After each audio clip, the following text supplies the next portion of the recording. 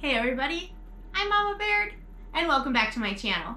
In today's video, I'm going to be going over things that I taught myself that saves me a lot of money. Before we get too far into the video though, please make sure to give this a like, subscribe to my channel if you're not already subscribed. Every like, comment, share, it really helps support my channel. Thank you so much. In today's video, I'm going to be reviewing All Joy's heating neck wrap. What I really like about this heating pad is that it snaps into place so it's nice and secure. And it's machine washable, so when you're taking a nap and all that drooling comes out because it's so warm and comfortable, you can throw it in the washer. I do like that the max temperature is 149 degrees to really ease those aches and pains. This is one where you can just relax and just fall asleep. It eases the tension of the weight of the world us moms carry. And you know, with the holidays coming up, everybody's looking for a gift to give to moms. And this is definitely something as a mom that I would appreciate. It stays on for an hour and a half, which is a long time to be able to just sit here and feel the warmth on you and feel the stress just ease away.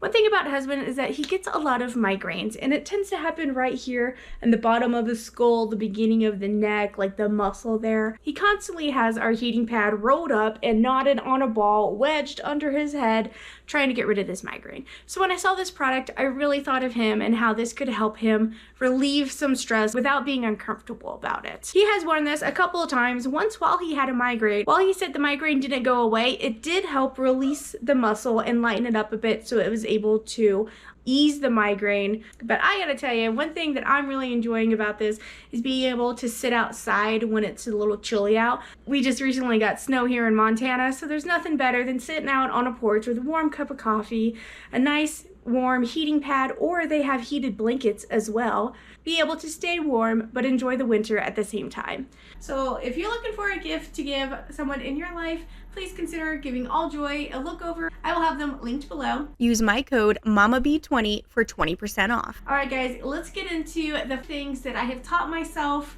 that has saved me quite a bit of money. Number one is that I learned to cut my family's hair. And by cutting their hair, I mean by buzzing the boys' hair and then just doing simple trims on me and my daughter's hair. Now this alone has saved me quite a bit of money. Let me tell you the numbers. I usually use Great Clips if I were to go get my hair cut, and this is the pricing from their website: $20 for an adult haircut and then $18 for a haircut 10 and under.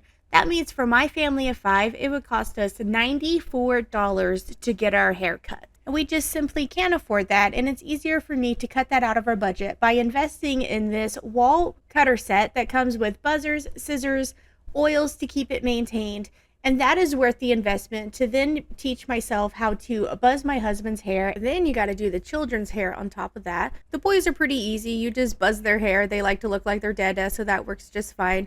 Now, it did take me a little practice to do my hair and my daughter's hair. Unfortunately, when she was little, she was a bit squirmy, and it took me a little practice to learn how to cut it. But now that I've been doing it for a couple of years, I'm pretty good at winging it. And now that my hair is longer, I don't have to go get a pixie cut anymore. I just let it grow and then just trim it as I find the ends getting torn up. That happens to me a lot.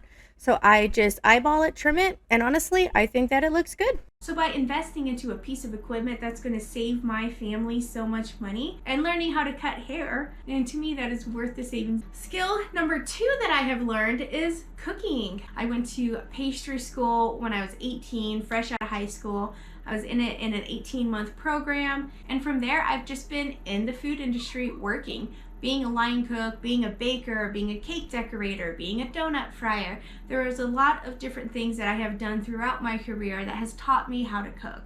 But on top of that, I've also done a lot of research on my own by watching cooking channels, reading cookbooks, researching recipes online. Like, I invest a lot of time in learning how to cook, learning what flavors go together, learning a new knife technique. So teaching yourself how to cook, for one, it saves you from having to eat out. It helps control what you eat because you add what you want to it. And then on top of that, if you're buying in bulk and learning how to save food that way, then that's saving you money because you're learning how to break down food. You're learning how to package it and put it up for later. And that moves on to skill number 3 that I have taught myself, which is learning how to preserve and how to extend food's shelf life.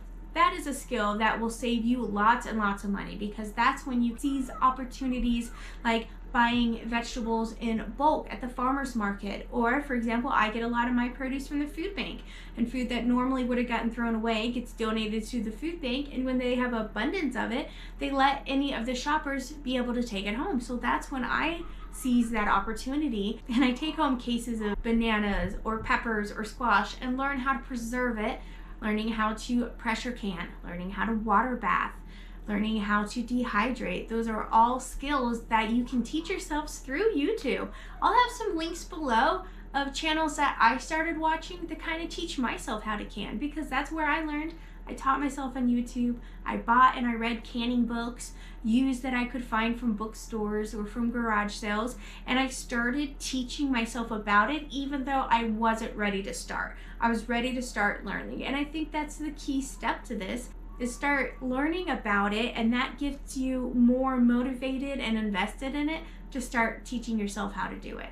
So pressure canning, water bathing, I encourage all of you to learn more about preserving and canning. It's really a lot easier than I think you believe it is. And I have a Facebook group as well, Mama Baird's Homestead. You're welcome to join that. And any questions, we have a really good supportive community, and we would all be happy to help you and answer any questions you may have. So then skill number 4 that I have learned is how to budget shop and how to find local resources. That is something that I have not really learned how to do until moving here to Montana and being able to stay home. And I needed to find resources that would help me achieve that goal, because right now is not the time to quit working and stay at home, because inflation is so high, the cost of living is so high. It's hard for the average Joe to even pay rent and buy groceries, let alone save for a house. And that's kind of the economy we're in right now, and there's a lot of us that are struggling.